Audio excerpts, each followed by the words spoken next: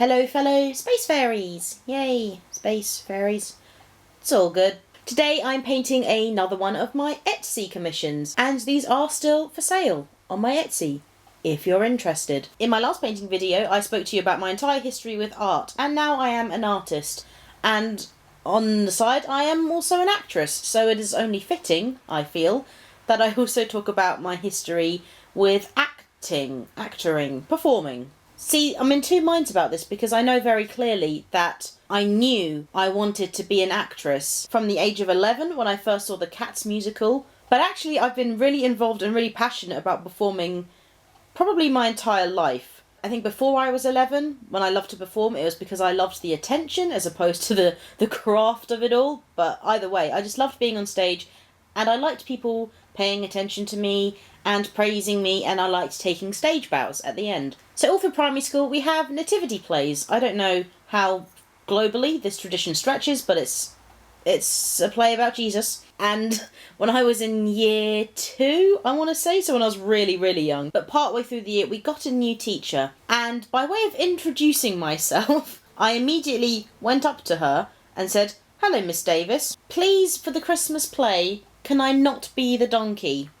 Because I've been the donkey the year before and I hated it." I guess it worked because that Christmas I played Angel Gabriel. And then I think basically for the rest of my primary school life I played either angels or narrators, or one time I was a church mouse who had to do some dancing, then I was a narrator again, then I was an innkeeper's wife. Not even the innkeeper, I want to point out. Innkeeper's wife. That was bullshit. But in my last year, so in year 6, we did this musical called Stable Manners, and it was the nativity, or the Christmas story, as told from the point of view of the animals in the stable.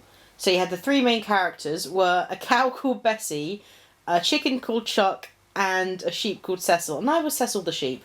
It was wonderful. I had my own song, and I insisted that I sing it solo. They wouldn't let me. It's fine, whatever. In secondary school, in year 7, I discovered the musical Cats, and all they did is dance and sing and be cats. And I thought, yes, that should be my life. So I just got really into performing, to the point where I'd just spend my lunch breaks in the back of the form room practicing and learning by heart all the dances from Cats, which, I might add, I still know. So I went to this all-girls school, which meant that all the male parts had to be played by girls. I was John Proctor. I don't know if you've ever read The Crucible, or performed The Crucible, or studied The Crucible, but I played John Proctor for my GCSE drama exam. And then in 6th form, we did a play called Lysistrata. Oh, this is fun. So 6th form is when boys were allowed into the... or when boys came into the school. So Dan, Yul J. Layton, was in my drama class. He was one of only 2 boys in my drama class, actually. And the basic plot of Lysistrata is, it's a Greek comedy play about men who keep going to war.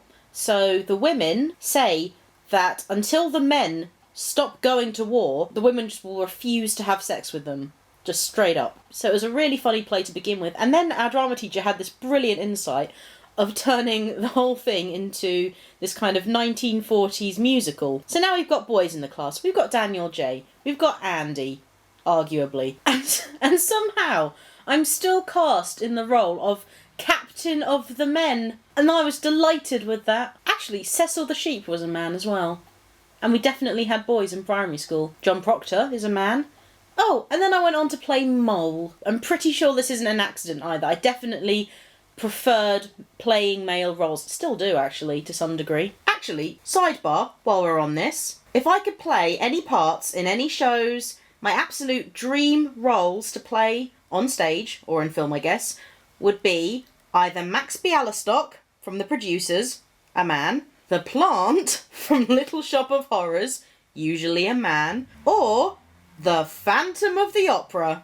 Yes, Captain of the Men, and then Mole. We did a production of Wind in the Willows. It was like the big school play, so it was very,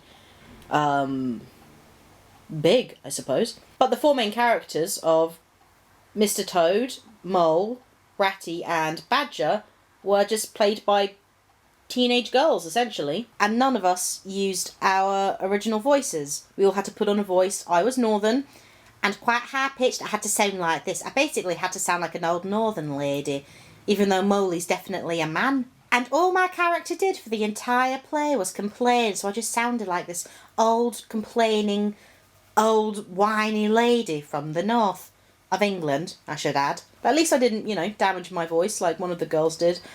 She played Badger, Sarah Penny, lovely, lovely lady. And every night for 2 weeks, she would talk like this. And I swear she must have lost her voice for about a month afterwards. And that was year 12. And that was around the time we were all starting to start applying for universities and various courses. And I had caught the acting bug. It's all I wanted to do. It's still all I want to do. And so all I applied for was drama courses and drama schools and University of Lincoln. That was a safety school, never mind. One of the schools I applied for was the very prestigious Central School of Speech and Drama. The Central School of Speech and Drama. But somehow, I got an audition. So I was in this final 500, which then had to be narrowed down to 12. And this is a big deal. Little girl from the southeast of England. I grew up in a country-ish town. I lived by a lake.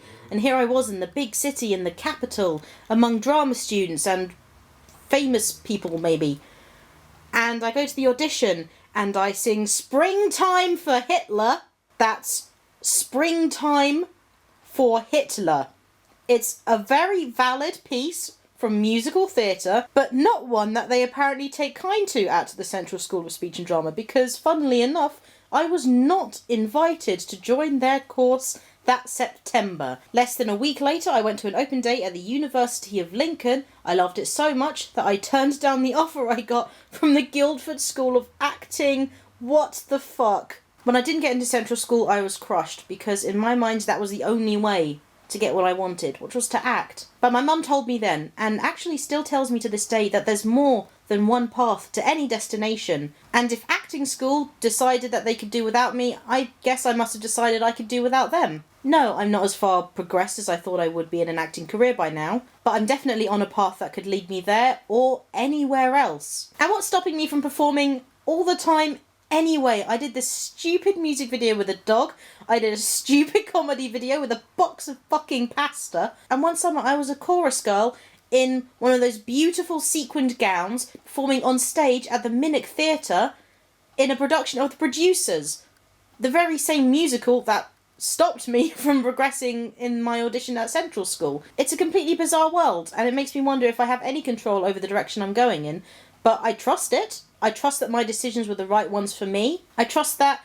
I will always have at least YouTube or amateur dramatics. I trust that I will always have an outlet in which to perform. I guess I trust myself. And when I talk about all the things I've performed in, all the characters I've played, all the faces I've pulled, all the jokes that I've punchlined, I have to assume that there's nothing stopping me from already being able to say, I am an actress.